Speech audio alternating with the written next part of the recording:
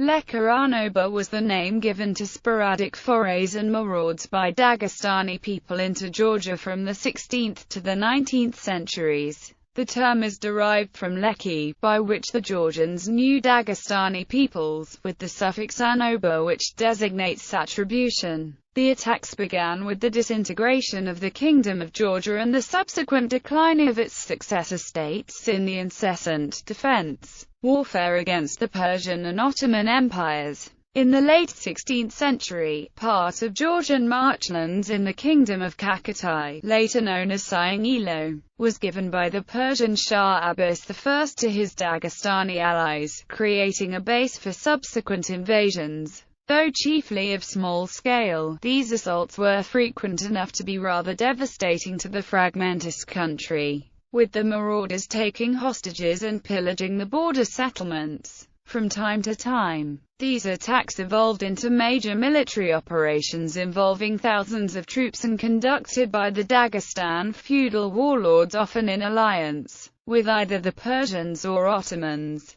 Kingdom of Kakheti and Kingdom of Kartli were the two eastern Georgian kingdoms most suffered. Often taken by surprise, the Georgians failed to build up an effective defense mechanism against Lekianoba, largely due to the permanent internal wars and rivalry among the Georgian polities. Furthermore, Dagestani mercenaries were frequently used by rival Georgian kings and princes against each other. In the early 1720s, the Georgian king Vakhtang VI intensified his efforts to counter the Dagestan inroads. In 1722, he decided to join his forces with the Russian Tsar Peter I and mobilized a large army to campaign against the Dagestanis and the major ally, the Safavid Empire, during the Russo-Persian War. However, Peter soon made peace with the Persians that forced Vakhtang to recall his troops. Georgia's independence finally collapsed again under the Ottoman and Persian aggression over the two subsequent decades,